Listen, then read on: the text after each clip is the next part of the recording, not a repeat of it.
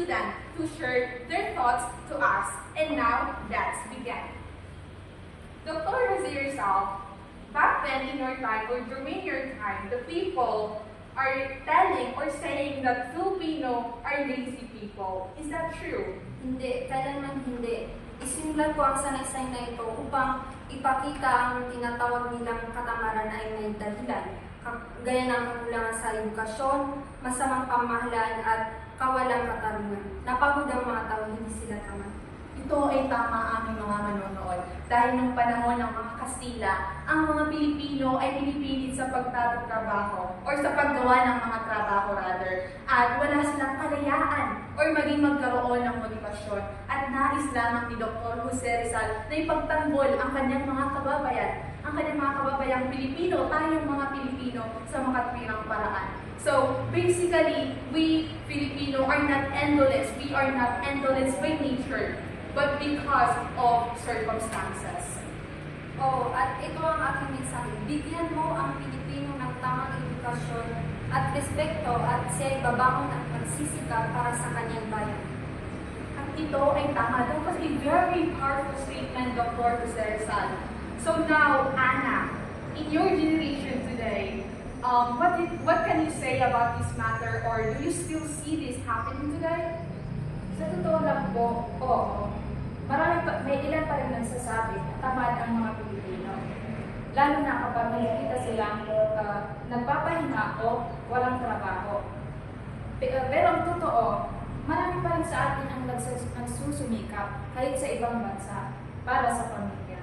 Ang iyong sinabi ay tama. We Filipino, what we need is more opportunities and fair system. And Rizal's statement remains still powerful or crucial that Filipino were not lazy by blood, but it is caused by the nature, it is caused by the environment we live in.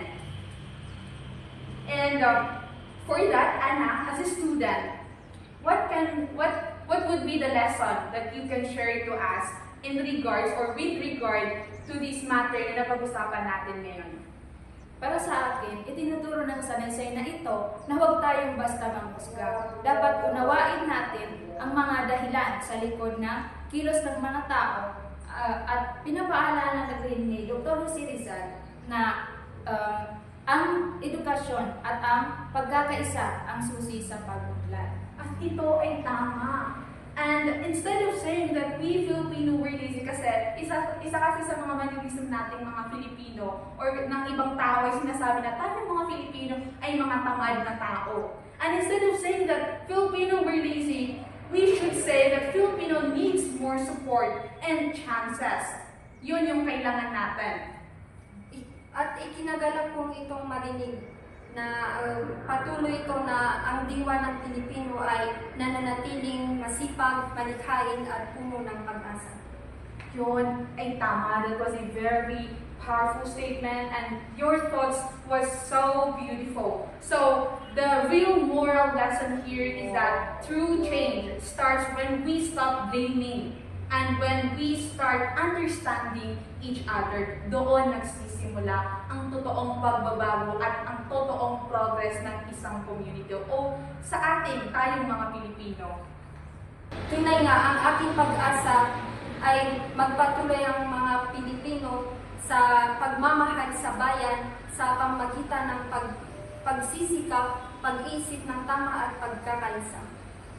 And that will be all for our today's talk. And by the way, thank you for joining us on our history talk today. Remember, Filipino is not indolent. Filipino is resilient. And thank you for watching.